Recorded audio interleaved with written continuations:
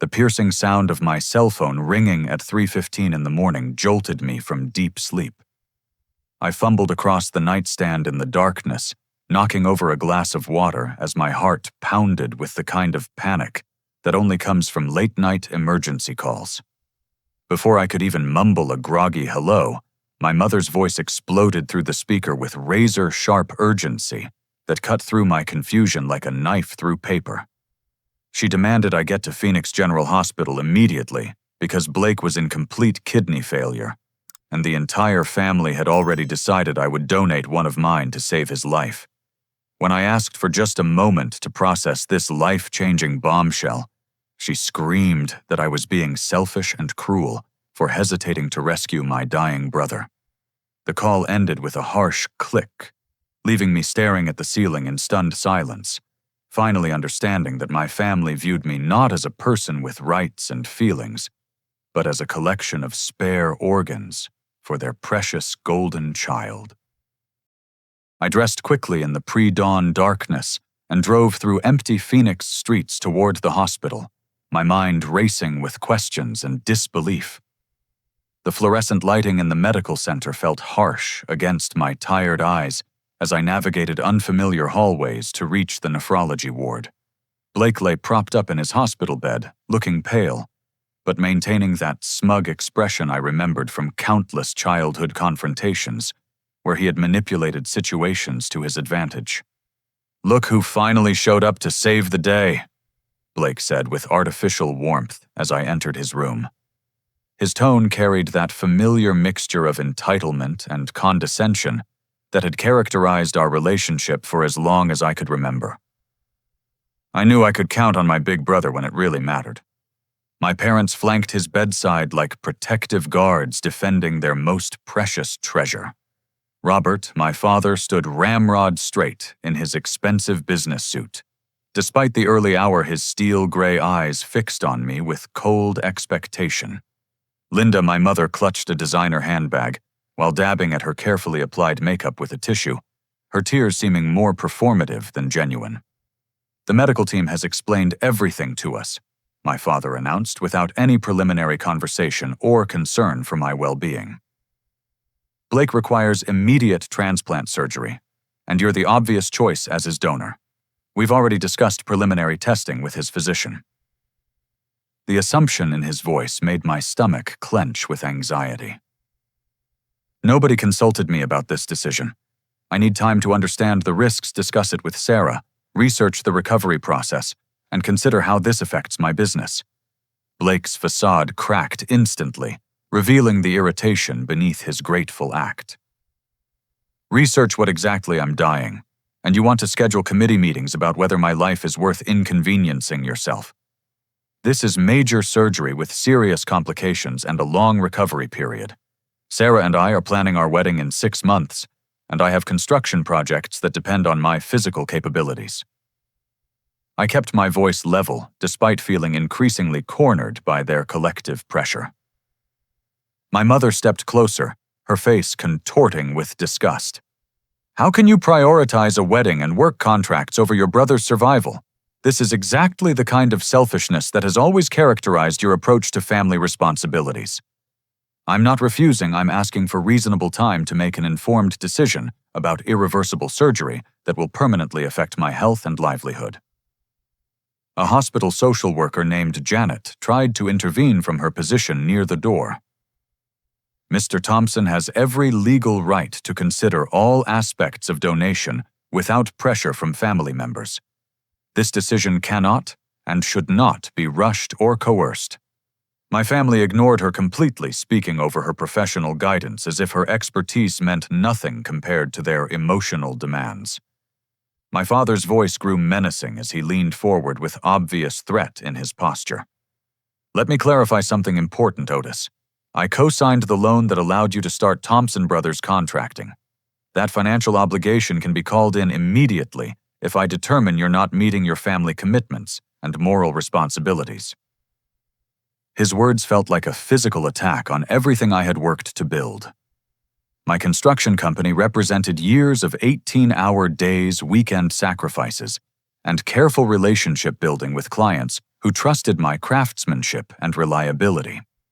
"You're threatening to destroy my livelihood because I want 24 hours to think about donating an organ," I asked, barely believing what I was hearing from my own father. "We're reminding you what family loyalty actually means in practical terms," my mother replied with icy precision. "If you choose to abandon Blake in his greatest hour of need, then you've chosen to abandon this family permanently. Don't expect continued support, financial assistance, or emotional connection after making that choice." Blake reclined against his pillows, watching this emotional manipulation unfold with obvious satisfaction. "Stop making this complicated, Otis. We both know you'll eventually agree because that's what decent people do for their families. Why torture everyone with this unnecessary drama and delay?" I looked around the sterile hospital room at these three people who shared my DNA but felt like complete strangers in their willingness to destroy me for refusing immediate compliance with their demands. Janet gave me an encouraging nod and silently mouthed, "You have choices," but seemed uncomfortable with the toxic family dynamics she was witnessing. "I need 48 hours to research this procedure, discuss it with Sarah, and consult with my own physician about the risks and recovery timeline," I stated firmly. "That's a reasonable request for such a life-altering decision." My father's expression darkened with barely controlled rage. "You have exactly 24 hours to make the right choice, Otis. After that deadline, we'll assume you've decided to let Blake die, and will respond appropriately to that betrayal." Walking away from that hospital room felt like crossing a bridge that was burning behind me. The automatic glass doors closed with a soft, pneumatic hiss, and I stood alone in the parking lot under the harsh security lighting, feeling more isolated and abandoned than at any point in my 28 years of life. The warm desert air did nothing to ease the cold certainty that my family was willing to destroy everything I had built rather than accept my need to make an informed decision about my own body. Within hours of leaving Phoenix, General Blake had transformed his social media presence into a sophisticated propaganda machine designed to paint me as a heartless villain abandoning his dying brother. His Instagram account, normally filled with luxury lifestyle content, showcasing expensive cars and exclusive restaurants, became a carefully curated gallery of emotional manipulation, targeting our shared community. He posted vintage photographs from our childhood images of us building elaborate sandcastles during family vacations to California beaches, accompanied by captions that read, "My big brother taught me that family bonds are unbreakable. I'm praying he remembers that lesson now when I need him most desperately." The campaign spread through Phoenix like wildfire across dry brush. Blake had cultivated extensive professional networks throughout the real estate development industry, and those connections amplified his message across multiple social media platforms. Each share added another layer to the narrative, portraying me as a selfish monster, prioritizing personal convenience over familial obligation.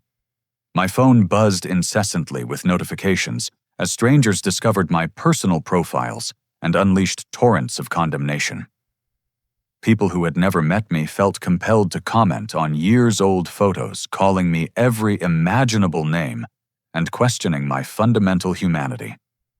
My business Facebook page became a battleground where anonymous accounts left scathing one-star reviews condemning Thompson brothers, contracting for being owned by someone who would let his own blood die for money. The local television news discovered Blake's story after he personally contacted their human interest department with an exclusive interview opportunity. I watched in horrified fascination from my living room couch as he appeared on the evening broadcast, positioned in his hospital bed, looking fragile and vulnerable while speaking directly to the camera with perfectly calibrated emotion. "I don't understand what changed between us," Blake told the sympathetic reporter, his voice cracking at precisely the right moments.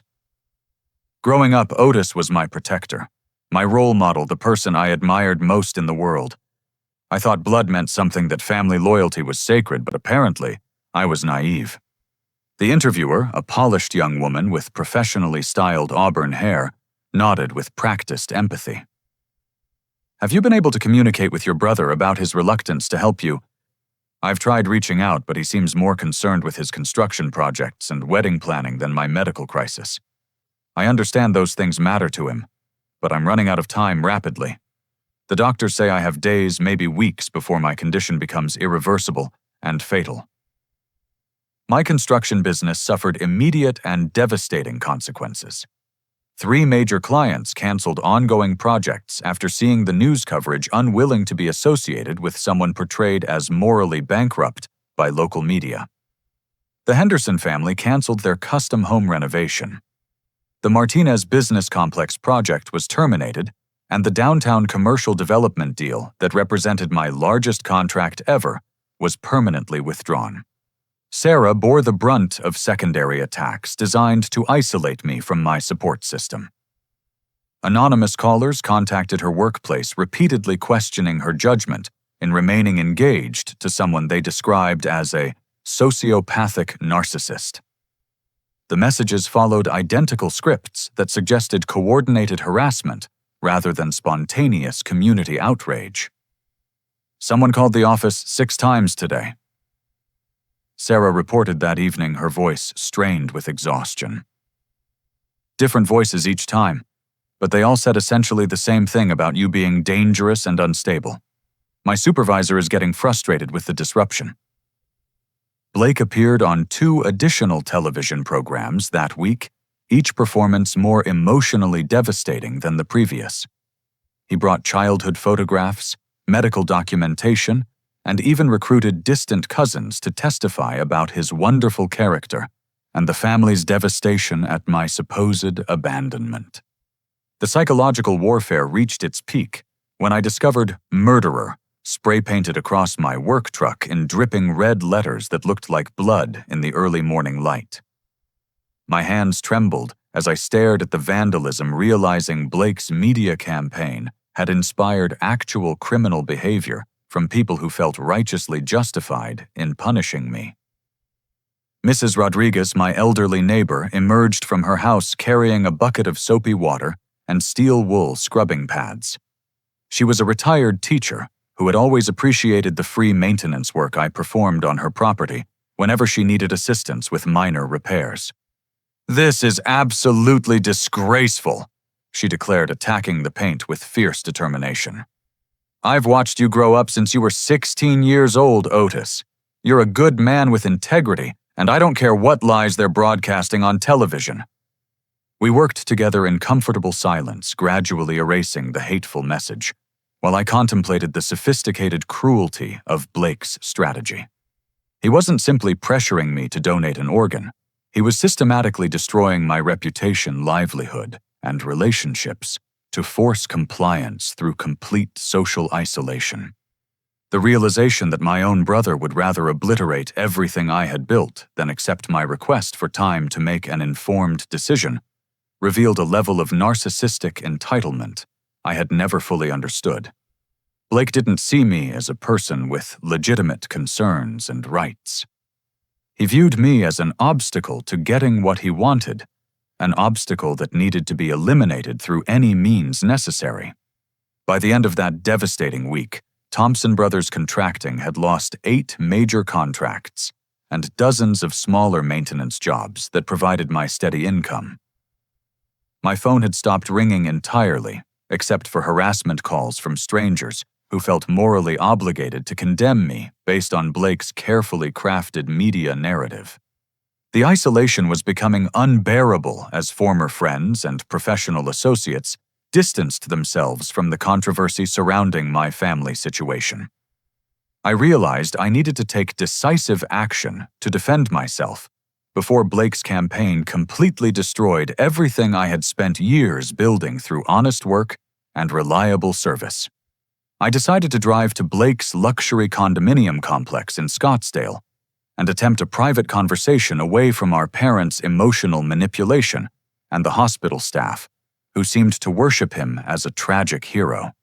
Perhaps if I could speak with him directly, I could make him understand that his tactics were destroying our family regardless of my ultimate decision about the surgery. The Desert Palms condominiums represented exactly the kind of exclusive lifestyle Blake had cultivated through his real estate success.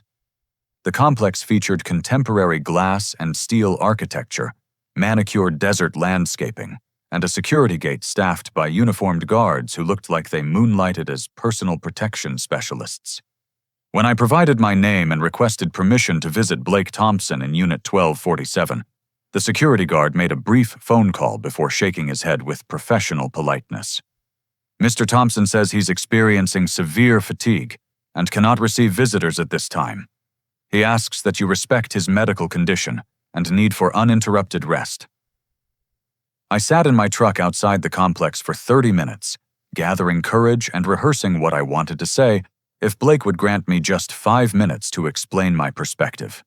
The Arizona sun blazed through my windshield, despite the air conditioning running at maximum capacity, making the interior uncomfortably warm. Eventually, I accepted defeat and began the drive home feeling crushed by the knowledge that Blake wouldn't even allow me 5 minutes to attempt reconciliation. As I merged onto the main thoroughfare leading away from his complex, I noticed a police cruiser following at a reasonable distance, but thought nothing of it since law enforcement was common in affluent neighborhoods. The red and blue emergency lights activated when I was approximately 3 miles from Blake's condominium. I immediately pulled into a shopping center parking lot, my heart racing with confusion, since I had been driving exactly the posted speed limit with current registration and valid insurance. The approaching officer appeared young, probably in his mid-20s, with a serious demeanor and reflective sunglasses that concealed his expression. His uniform was crisp, and his movement suggested military or law enforcement training. "License, registration, and proof of insurance, please," he requested without explaining the reason for the traffic stop. "Certainly, officer. Can you tell me why you pulled me over? I was observing all traffic laws, and my vehicle registration is current." "Your left rear tail light is malfunctioning, which constitutes a safety violation requiring immediate correction and vehicle inspection." I was absolutely certain both taillights had been functioning properly that morning when I performed my routine equipment check, but I handed over my documents without argument. The officer returned to his patrol car and remained there for what felt like an eternity while I waited in the oppressive heat. When he returned, a second officer accompanied him, both men adopting formal positions that suggested this was more than a routine equipment violation. "Sir, please step out of your vehicle and keep your hands visible at all times." "What's happening?" I asked, while complying with their instructions, moving slowly and deliberately to avoid any misunderstandings. "We have reasonable suspicion that you may be transporting controlled substances. We're going to conduct a thorough search of your vehicle and personal belongings." My stomach dropped toward the pavement.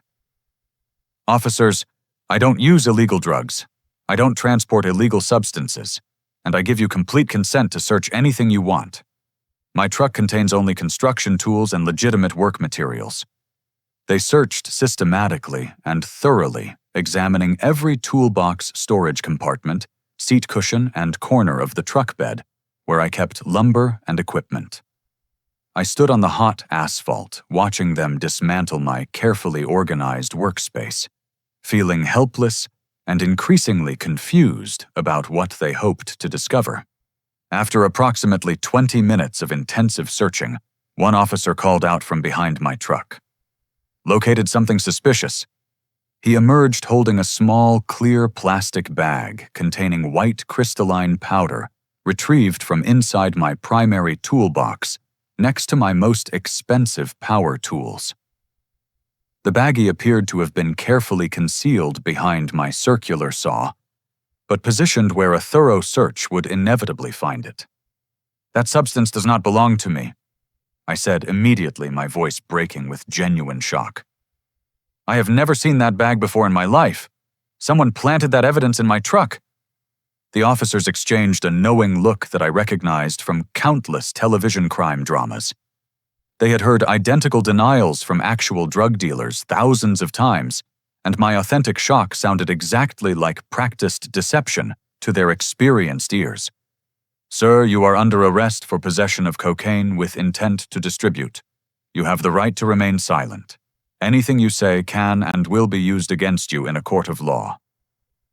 As the handcuffs clicked around my wrists, and I was placed in the back of the patrol car, I watched my truck being impounded and thought about the perfect timing of this entire incident. Someone had known I was visiting Blake's complex, predicted my route home, and arranged for evidence to be planted exactly where a routine search would discover it. The jail processing felt like a nightmare sequence of fingerprinting mugshots and paperwork that reduced me from a person to a case number in the criminal justice system. I was permitted one phone call, and I used it to contact Sarah, my voice trembling, as I tried to explain what had happened. They discovered drugs in my truck, Sarah. Someone planted cocaine in my toolbox and arranged for police to find it. Her silence stretched for several heartbeats before she responded. I'm contacting a criminal defense attorney immediately and posting your bail. Don't speak to anyone about anything until I arrive with legal representation. Before Sarah could reach the jail, I received an unexpected visitor. Blake walked into the visitation room looking healthier and more energetic than he had appeared in the hospital, his complexion robust and his movements steady and confident. He settled into the chair across from me with that familiar, arrogant smile that meant he had successfully orchestrated something that benefited him at my expense. Unfortunate turn of events, big brother, he said, leaning back with casual satisfaction. Drug possession charges carry serious penalties in Arizona. You could be looking at 5 to 10 years in state prison, especially with the quantity they discovered. You orchestrated this entire setup, I stated quietly, meeting his eyes and seeing no trace of the desperate dying man from the hospital bed. Blake's smile broadened with obvious pleasure. Orchestrated what I'm critically ill with kidney failure, confined to my hospital bed and too weak to leave the medical facility. How could I possibly arrange for drugs to appear in your truck? You hired someone to plant that evidence. You planned this whole frame-up. He leaned forward conspiratorially, lowering his voice, so the security cameras couldn't capture his words. Here's what's beautiful about this situation, Otis. Once you're convicted of felony drug charges, you'll be medically ineligible as an organ donor. The hospital will reject you completely.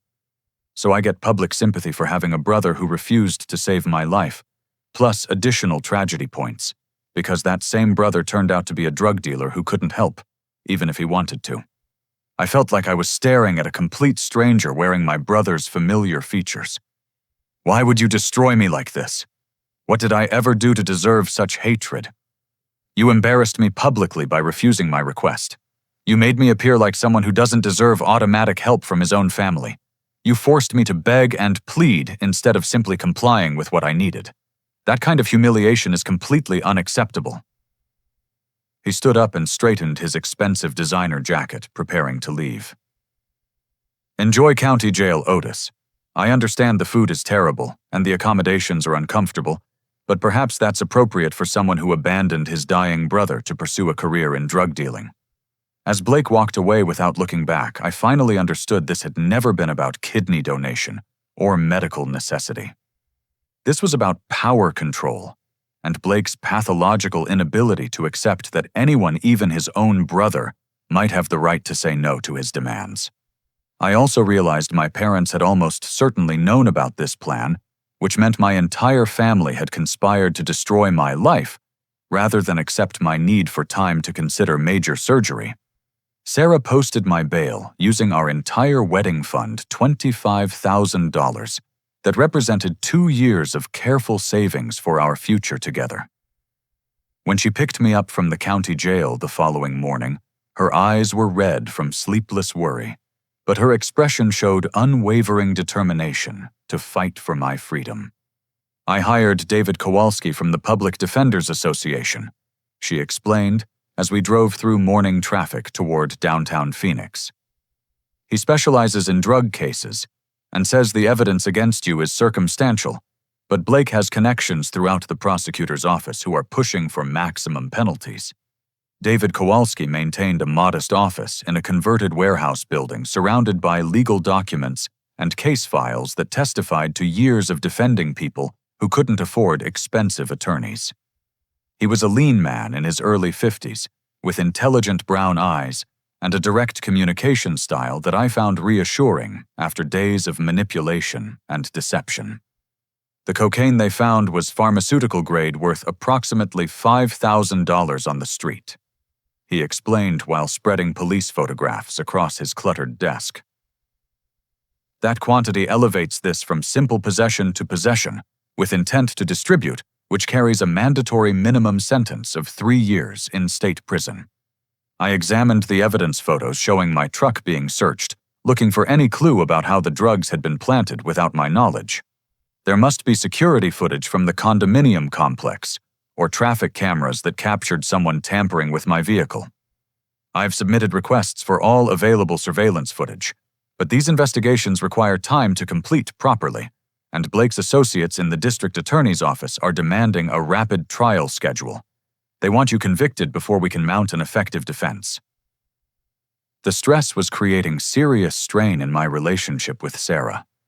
She supported me publicly and stood by my claims of innocence, but I could detect growing doubt in her private moments when she thought I wasn't watching. The woman I planned to marry was beginning to question whether she truly knew the man she had agreed to spend her life with. Those doubts were systematically exploited by an ongoing harassment campaign targeting Sarah's workplace and personal life. Unknown callers contacted her office multiple times daily, leaving messages that questioned her judgment and suggested she was naive about my secret criminal activities. The calls came from different phone numbers with different voices, but they followed identical scripts that implied coordinated psychological warfare rather than spontaneous community concern. 3 days after my arrest, while reviewing Blake's hospital visitor logs with David, I noticed an entry that seemed significant. My father had visited Blake the day before my arrest, staying for over 2 hours, according to the sign-in and sign-out documentation. "That's interesting timing," David observed when I pointed out the lengthy visit. "What would your father need to discuss with Blake for 2 hours immediately before you were framed for drug possession?" I couldn't stop thinking about that hospital visit. Robert Thompson was a methodical businessman who planned every detail of his professional and personal activities with military precision. A 2-hour hospital conversation suggested serious strategic planning rather than casual family support. Sarah worked for Southwestern Communications as a customer service supervisor, a position that provided her access to telephone billing records and call logs for troubleshooting customer problems. She normally would never abuse that access for personal reasons, but these circumstances were far from normal. "I could lose my job for accessing customer records without authorization," she said, sitting at her laptop in our apartment late that evening. "But if your family is actively conspiring against you, we need documentary evidence to prove it." She accessed the billing records for my parents' home phone and cellular accounts for the week preceding my arrest. The pattern that emerged was deeply incriminating numerous calls between my father's cell phone and a number registered to Marcus Hendricks, a licensed private investigator operating in Phoenix. "Who is Marcus Hendricks?" I asked, writing down the phone number and timestamp information. "Let's find out exactly what kind of services he provides." An internet search revealed that Marcus Hendricks operated a private investigation business, specializing in what his website euphemistically called discrete personal and business problem resolution. His online presence was deliberately vague about specific services, but client testimonials suggested he was willing to operate in legal gray areas that more reputable investigators avoided. The next morning, I called Marcus Hendricks directly, pretending to be a potential client who needed help with a sensitive family situation that required unconventional solutions. "Mr. Hendricks, I received your contact information from Robert Thompson. He mentioned you provided excellent assistance with a problem involving his son, and I have a similar situation requiring professional intervention." There was a brief pause before he responded. Robert Thompson compensated me generously to handle his Otis situation, but that job has been completed successfully. What type of family problem are you dealing with? My heart began racing as I realized Marcus had just confessed to accepting payment from my father to handle me in some way. Actually, I think there's been a misunderstanding. This is Otis Thompson, and I'd like to meet with you to discuss what my father hired you to accomplish. The phone line went silent immediately as Marcus realized he had accidentally confessed to criminal conspiracy. The call had provided confirmation that my father had hired a private investigator to take action against me, but it wasn't sufficient evidence for criminal court proceedings. David Kowalski was encouraged by this development, but warned that we needed much stronger evidence to challenge the drug charges in court. That phone conversation proves your suspicions are correct, but we need Marcus to confess his specific actions in a way that can be verified independently. What if I arrange to meet with him in person and try to get him to explain what he did? Absolutely not. If your family is willing to frame you for felony drug possession, they're capable of much more serious violence. We need to gather evidence carefully without putting you in additional danger. That evening, Sarah and I sat in our living room surrounded by photographs from happier times, family gatherings, where everyone smiled genuinely construction projects I had completed with pride vacations we had enjoyed together. Looking at those images, I realized the person I thought I was had been systematically destroyed by people who were supposed to love and protect me. I found additional evidence, Sarah said quietly, reviewing phone records she had printed at work. Your mother made multiple calls to Marcus Hendricks going back 3 weeks. This wasn't a spontaneous decision made after your hospital confrontation. They've been planning to destroy you for almost a month. The betrayal felt deeper than any physical injury I had ever experienced. My parents hadn't simply threatened me during our hospital meeting. They had already been plotting to frame me for serious crimes before that confrontation occurred. The kidney donation crisis had provided convenient cover for a conspiracy they had been developing for weeks. As I lay awake that night, listening to Sarah's troubled breathing beside me, I understood that proving my innocence would require exposing my family's crimes and watching them face serious criminal consequences. They had forced me into a war I never wanted to fight. But winning would mean destroying the people who had raised me, even though they had already chosen to destroy me first. While David focused on the legal aspects of my criminal defense, Sarah had become obsessed with investigating Blake's medical condition, spending hours researching kidney failure symptoms, treatment protocols, and hospital procedures to identify inconsistencies in his narrative. Something doesn't make sense about Blake's timeline, she said, spreading medical research printouts across our kitchen table. Look at his social media activity compared to what someone with end-stage kidney failure should be experiencing physically and mentally. She displayed screenshots of Blake's Instagram posts from the previous month, documenting his activities while supposedly dying of kidney disease. The images showed him attending expensive restaurant dinners, participating in late-night social events, and completing intensive workout sessions at his private fitness club. The man in those photographs looked healthier and more energetic than he had appeared 6 months earlier. People with advanced kidney failure experience severe fatigue, chronic nausea, muscle weakness, and cognitive impairment. Sarah explained, referencing medical literature she had downloaded. Blake's social media shows someone with excellent physical condition and unlimited energy for recreational activities.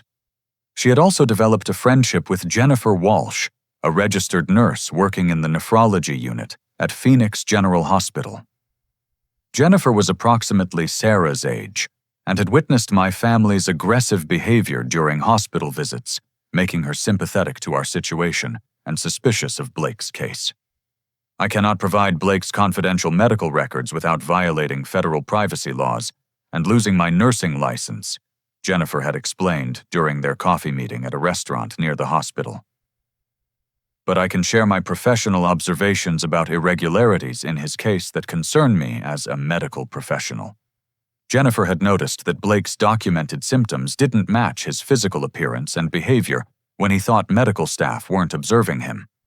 His laboratory results showed severe kidney dysfunction, but his vital signs, energy levels, and general demeanor suggested robust health. Dr. Martinez has been handling Blake's case with unusual secrecy, Jennifer reported. Normally, complex kidney cases involve our entire nephrology team for consultation and treatment planning, but he's been managing Blake's care almost entirely independently. He's also been very specific about which laboratory technicians process Blake's blood and urine samples. Sarah returned from that meeting with a theory that seemed impossible, but explained every inconsistency we had identified in Blake's medical crisis. What if Blake isn't actually sick at all? She proposed, sitting across from me at our small dining table. What if this entire kidney failure emergency is completely fabricated? I stared at her in disbelief, trying to process the implications of such an elaborate deception. That's impossible, Sarah. You can't fake kidney failure convincingly. There are blood tests, urinalysis, imaging studies, and multiple verification procedures. Medical fraud on that scale would require corrupting several healthcare professionals. Unless you have a dishonest doctor willing to falsify results in exchange for substantial financial compensation. She showed me a newspaper article from 18 months earlier documenting insurance fraud investigations in the Phoenix medical community. Several physicians had been convicted of creating false diagnoses to collect fraudulent insurance payouts, and Dr. Martinez's practice had been investigated but cleared of criminal wrongdoing. Maybe Dr. Martinez was cleared because he's more sophisticated at hiding his fraud than the doctors who were caught and prosecuted. The possibility that Blake had been fabricating his kidney failure transformed our understanding of the entire situation. If Sarah's theory was correct, my family hadn't just been willing to destroy my life to force organ donation. They had constructed an elaborate insurance fraud scheme with me positioned as their primary victim. Jennifer agreed to help us investigate discreetly, understanding that exposing medical fraud was her professional obligation, but only if we promised to protect her identity during any criminal proceedings. She began documenting Blake's behavior during hospital stays, noting instances when he appeared completely healthy while believing himself unobserved. Yesterday, I saw him in the emergency stairwell talking on his cell phone for 45 minutes, she reported during our next clandestine meeting. He was walking normally, his complexion looked excellent, and he seemed to have unlimited energy.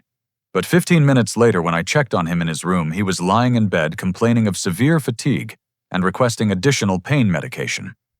The definitive evidence came when Jennifer risked her career to access Blake's complete medical files through the hospital's internal computer system. What she discovered confirmed our most suspicious theories. Blake's actual kidney function was completely normal and had remained stable throughout his supposed medical emergency. His real laboratory results show perfect kidney health. Jennifer explained during a secret meeting in a parking garage downtown. But there's a second set of results in his file showing critical kidney failure. Someone has been creating fraudulent test results and inserting them into his official medical record. She handed Sarah a manila envelope containing photocopied laboratory reports. The legitimate results showed normal kidney function, while the falsified results displayed values consistent with end-stage renal disease. The fake reports had subtle formatting differences and laboratory identification codes that suggested they had been created outside the hospital's standard testing procedures. Dr. Martinez has been submitting the fraudulent results to your family and insurance companies while concealing the authentic results in a restricted section of Blake's medical file. This represents massive federal fraud, and if Blake knows about it, he's complicit in felony conspiracy charges. I felt physically sick examining the evidence. My brother wasn't just manipulating our family relationships. He was orchestrating a sophisticated insurance fraud operation that could generate hundreds of thousands of dollars in false claims. The life insurance policies, disability benefits, and medical expense reimbursements would create substantial financial rewards, especially if he maintained the deception long enough to collect from multiple sources. There's additional information you need to know. Jennifer continued quietly. I overheard Dr. Martinez discussing Blake's inheritance situation yesterday. Apparently, your grandmother is planning to modify her will to benefit whichever grandson has greater medical expenses and financial needs. Blake could inherit over $1 million if he convinces her he's dying and requires expensive treatment. My grandmother Helen was 89 years old and represented the only source of unconditional love and support in my extended family. She lived in an assisted living facility in Tucson and had been sending heartbroken letters expressing her anguish over our family conflict. The realization that Blake was manipulating her grief to steal my inheritance made me angrier than anything else he had done. We need to report this evidence to federal authorities immediately, I said, but Jennifer shook her head firmly. Not yet. Dr. Martinez has extensive connections throughout the medical and legal communities. If he discovers our investigation before we have comprehensive evidence, he'll destroy everything incriminating and disappear. We need Blake to incriminate himself in a way that cannot be denied or explained away. Driving home that evening, Sarah and I began planning how to expose Blake's fraud without alerting him to our investigation. The irony was overwhelming. Proving my innocence of drug charges required proving my family's guilt in medical fraud, insurance fraud, and elder abuse. The stakes had escalated far beyond my personal freedom. Blake's conspiracy threatened multiple innocent victims, corrupted medical institutions, and exploited an elderly woman's love and trust. Stopping him would require me to become skilled at deception and manipulation, using his own tactics against him for the sake of justice. Armed with comprehensive evidence of Blake's medical fraud conspiracy, I understood that direct confrontation would be meaningless unless I could record him confessing in a legally admissible format. David Kowalski explained that Arizona law permitted recording conversations when one participant consented, making Blake's confession potentially decisive in my criminal defense. If you can get Blake to admit the truth about his fake illness and the drug planting while wearing a recording device, we can use that confession to dismiss your charges and expose the entire conspiracy, David advised. But you must be extremely careful. If Blake realizes you're recording him, he could become violent or dangerous. I spent 3 days planning my approach, studying Blake's psychological patterns and weaknesses. His greatest vulnerability was his narcissistic need to gloat about successful manipulations when he believed he was completely safe from consequences. I would exploit that arrogance by pretending to surrender completely, then arranging a family meeting where he would feel comfortable revealing everything. The recording equipment was surprisingly compact, no larger than a matchbook, and easily concealed inside my shirt pocket. Sarah helped me practice activating the device without obvious hand movements, and we rehearsed conversations designed to encourage my family to reveal specific details about their crimes. Remember, you need them to admit concrete facts about the medical fraud, the drug planting, the insurance schemes, and the inheritance manipulation, Sarah reminded me. Don't guide them too obviously, but create opportunities for them to brag about their cleverness and success. I called my mother and delivered an Academy Award-worthy performance of complete psychological breakdown and defeat. I told her I was terrified of prison, that my attorney said the drug charges were serious, and that I was ready to apologize for being selfish and unreasonable. I should have agreed to donate my kidney immediately when Blake needed help, I said, allowing my voice to crack with convincing emotion. I've destroyed everything by being proud and stubborn, and now I might lose Sarah, my business, my freedom, everything that gives my life meaning and purpose. My mother's voice immediately softened with satisfaction at my apparent surrender. Otis, sweetheart, we never wanted to cause you pain. We just needed you to understand how important family loyalty is in times of crisis. Blake has been so heartbroken by your initial refusal, and now with these terrible legal problems affecting your life. Could we arrange a family meeting tonight? I want to apologize to Blake personally and see if there's any possibility of repairing the damage I've caused to our relationships. She agreed enthusiastically, eager to witness my complete submission to Blake's authority and their family hierarchy. We arranged to meet at my parents' house that evening, supposedly, so I could humble myself and beg forgiveness for prioritizing my own concerns over Blake's medical emergency. The next evening, I sat in my childhood living room surrounded by the people who had fed me, clothed me, taught me moral principles, and then decided to destroy my life when I failed to comply immediately with their demands. The recording device felt impossibly heavy in my shirt pocket. Blake looked healthier and more robust than I had seen him in months, his skin tone vibrant and his movements strong and confident. If I hadn't known about the medical fraud, I would have assumed his treatment was producing miraculous results. "I'm genuinely pleased you came to your senses, Otis," he said, settling into my father's leather recliner like a king receiving tribute from defeated enemies. "This entire situation has been unnecessarily painful for everyone involved. I owe all of you a sincere apology." I began activating the recording device with a subtle gesture. I was selfish and didn't understand what family loyalty really means in practice. I should have agreed to the kidney donation immediately instead of prioritizing my own concerns and fears. My parents exchanged satisfied glances while my father poured expensive scotch, and my mother dabbed at her eyes with tissues, as if my surrender was emotionally overwhelming for her maternal heart. "The important lesson is that you've learned from this difficult experience," my father said approvingly. "Although I'm afraid it may be too late to repair all the consequences of your initial resistance and poor judgment." I looked confused and concerned. "What do you mean it's too late?" Blake smiled with cold satisfaction. "The drug possession charges make you medically unsuitable as an organ donor now, Otis. Hospitals have strict policies against accepting organs from convicted felons, so even if you wanted to help me at this point, it would be impossible. But I haven't been convicted yet. Maybe if I negotiate a plea agreement or receive probation instead of prison time." "Oh, dear brother," my mother said with fake sympathy that barely concealed her pleasure. "You really don't comprehend how serious these charges are. Blake's connections throughout the district attorney's office have made it very clear that you're going to state prison for a minimum of 3 to 5 years. I allowed genuine shock to show on my face. "Blake has connections with the prosecutors handling my case. How is that possible?" Blake leaned forward, unable to resist demonstrating his power and influence over my fate.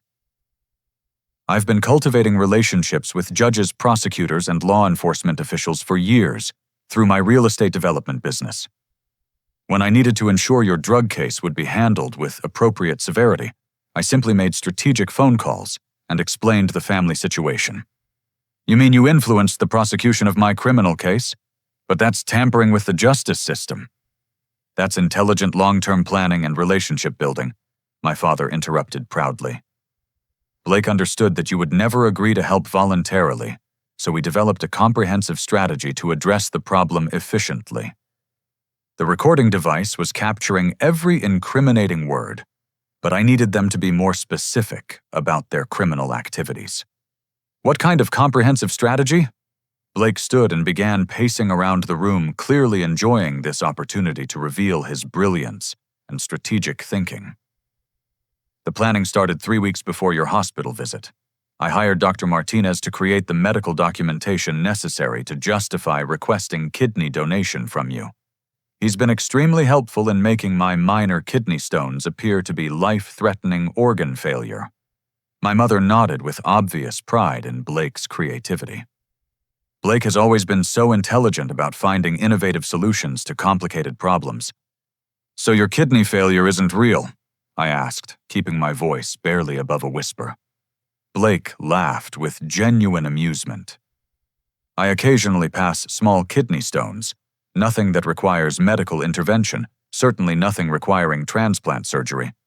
But the fabricated medical reports have been invaluable for insurance claims and will be even more profitable when grandmother revises her will next month."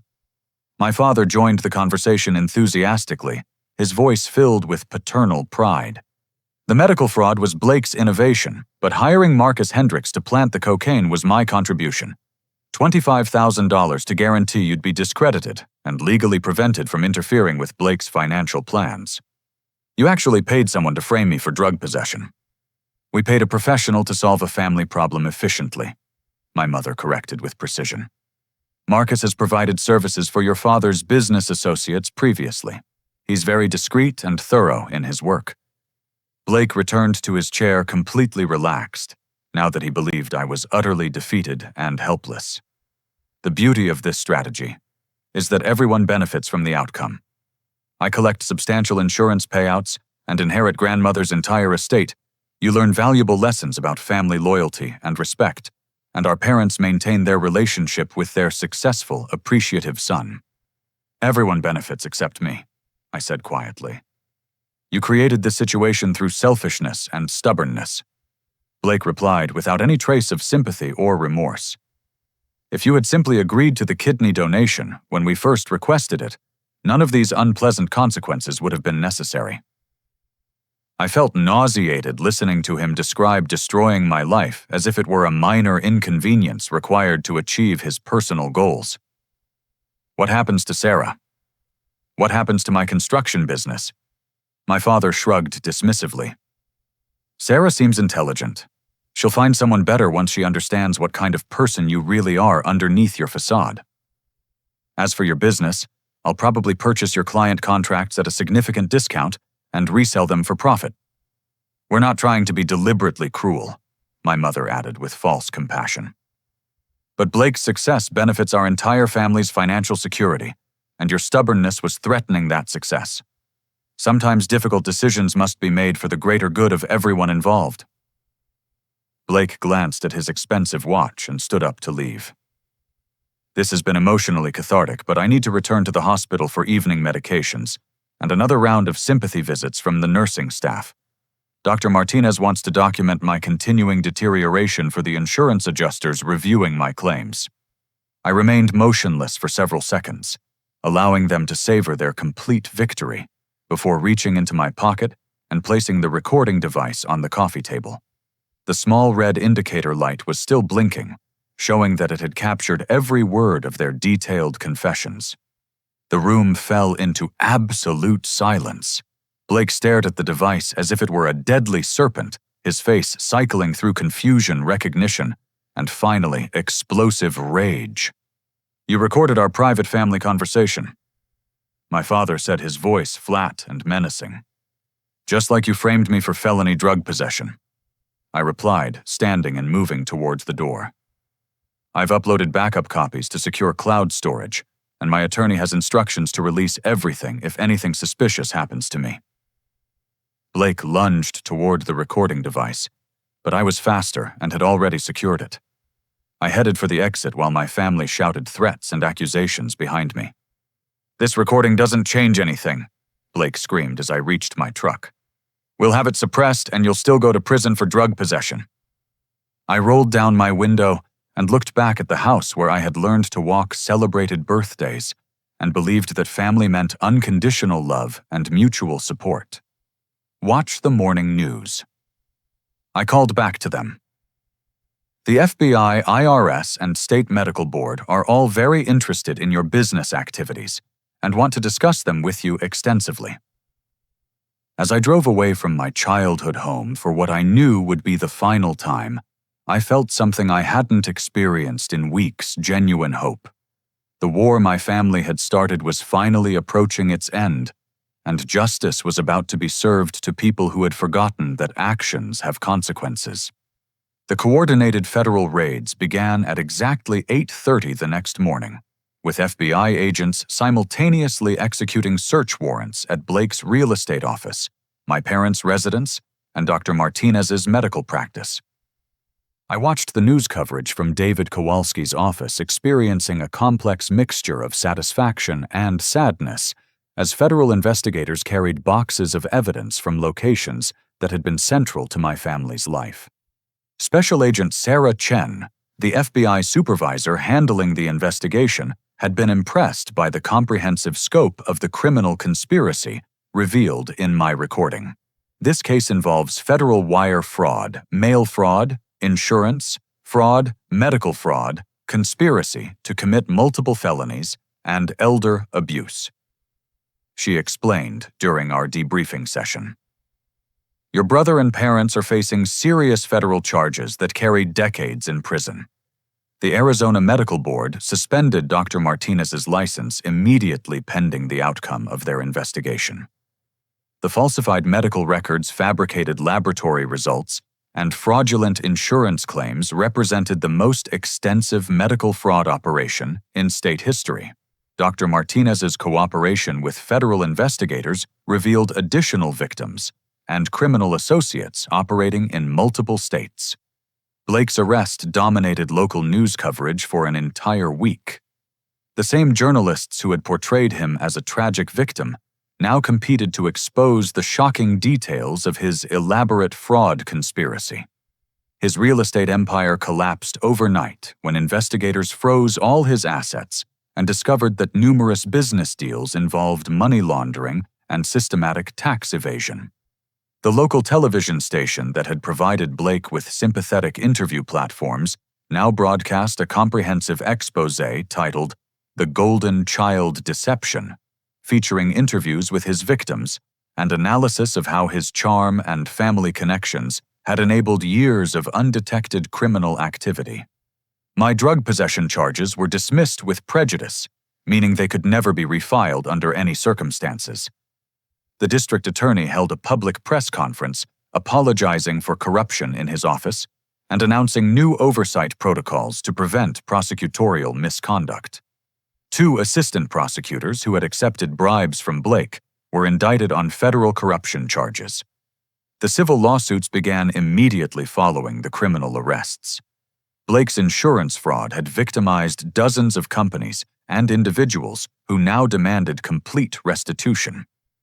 His luxury condominium, expensive vehicles, and business assets were seized by federal marshals to compensate victims. The criminal restitution requirements alone exceeded $3 million.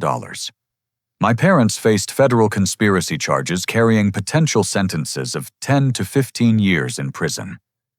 My father's business empire disintegrated when investigators uncovered decades of systematic tax evasion and fraudulent accounting practices. Their house investment accounts and retirement savings were frozen pending criminal proceedings and victim restitution calculations. The most personally satisfying moment came during my visit to Grandmother Helen in Tucson to explain what had really happened during our family crisis. Helen Thompson was 89 years old, but mentally sharp, and she listened to the complete story with growing horror and disappointment. I had already modified my will to leave everything to Blake because I believed he needed financial assistance for medical expenses, she said, tears flowing down her weathered cheeks. Thank goodness you exposed this deception before I made that terrible mistake permanently. She immediately contacted her estate attorney and revised her will again, dividing her assets equally between legitimate medical research charities and establishing educational scholarships for young people pursuing careers in construction and skilled trades. Thompson Brothers. Contracting not only recovered but flourished as our community rallied around the truth of what had happened. Clients who had abandoned me during Blake's smear campaign returned with larger projects and enthusiastic referrals. Local newspapers featured my story as an inspiring example of integrity and perseverance, triumphing over corruption and manipulation. Sarah and I were married 8 months later in a beautiful ceremony at a vineyard in Sedona, surrounded by people who had supported us during the darkest period of our lives. Our guest list included David Kowalski, Jennifer Walsh, Mrs. Rodriguez, and dozens of friends who had never believed Blake's lies about my character. My grandmother served as my best woman, walking down the aisle with dignity and grace that reminded me what authentic family loyalty actually meant. Blake received a federal sentence of 15 years in prison for fraud, conspiracy racketeering, and elder abuse. Dr. Martinez was sentenced to 10 years and permanent revocation of his medical license. My parents each received 8-year sentences and were ordered to pay complete restitution to all victims of their criminal enterprise. During Blake's sentencing hearing, I was permitted to deliver a victim impact statement to the court. I looked at my younger brother sitting at the defendant's table in an orange prison jumpsuit and felt something unexpected, genuine pity for who he had become. Blake taught me that family isn't defined by genetics or legal obligations, I told the packed courtroom. Real family means choosing to love and support people even when it's challenging, even when they disagree with your preferences, even when they can't immediately provide what you want from them. He also taught me that integrity isn't about being perfect or never making mistakes. Integrity means doing what's right even when it costs everything you thought was important. My real family consists of people who chose to stand beside me when I had nothing to offer except honesty and truth. Blake never looked in my direction during the sentencing proceedings. He stared straight ahead as the judge imposed his punishment, displaying no remorse and no acknowledgement of the lives he had destroyed for personal financial gain. 18 months later, I received a letter from Blake in federal prison. It contained 4 pages of self-justification and blame, explaining why everything that had happened was ultimately my fault for refusing to be a better brother and failing to sacrifice myself for his benefit. I read it once and then burned it in our backyard fire pit, watching the smoke carry away the final remnants of my connection to the person I had once called family. Sarah and I expanded Thompson Construction into one of Arizona's most respected building companies. We specialize in affordable housing for working families and maintain a policy of hiring people who deserve second chances, understanding that everyone deserves opportunities to rebuild their lives after making mistakes. We have 2 beautiful children now, Emma and James, growing up in a home filled with honesty, respect, and unconditional love. They know the story of Uncle Blake, and their grandparents presented age-appropriately as lessons about choosing integrity over advantage and authentic love over manipulation. This experience taught me that genuine strength isn't about enduring abuse or meeting unreasonable demands from people who claim to love you. True strength means establishing healthy boundaries, protecting yourself and those you care about, and refusing to participate in systems that require compromising your fundamental values. I learned that forgiveness doesn't mean allowing people to continue causing harm. Forgiveness means releasing anger and resentment that can poison your own happiness while maintaining necessary boundaries to protect yourself from future abuse. Most importantly, I discovered that the family you choose is often stronger and more meaningful than the family you inherit through accident of birth. Sarah, our children, our friends, and the community we've built through honest work and genuine relationships represent the kind of love and loyalty that cannot be faked, manipulated, or destroyed by people who view relationships as transactions rather than connections. Blake intended to teach me about family loyalty, but he actually taught me about the difference between love and control, between support and exploitation, between family and ownership. For that education, despite everything it cost, I remain grateful. Have you ever been forced to choose between family loyalty and protecting yourself from people who claimed to love you while systematically destroying your life? Sometimes the most difficult decisions we face are also the most crucial for our long-term happiness and personal integrity. What would you do if your own family threatened everything you had built because you wouldn't immediately comply with their demands? I'd love to hear your thoughts about establishing boundaries with toxic family members and how you've handled situations where love was weaponized against you. Thank you for listening to my story and allowing me to share this difficult but important experience. I hope it encourages you to trust your instincts when relationships feel wrong, even when the people pressuring you are supposed to have your best interests at heart. Please like this video. If my story resonated with your own experiences, subscribe for more real-life accounts about overcoming family manipulation and toxic relationship dynamics. Share this with anyone who might benefit from hearing about the importance of standing up for yourself, and leave a comment sharing your own experiences with difficult family situations or how you've learned to prioritize your well-being over others' unreasonable expectations. Remember that choosing to protect yourself isn't selfish when the alternative means allowing others to destroy your life for their personal benefit. Take care of yourselves, maintain your boundaries, and I'll see you in the next story.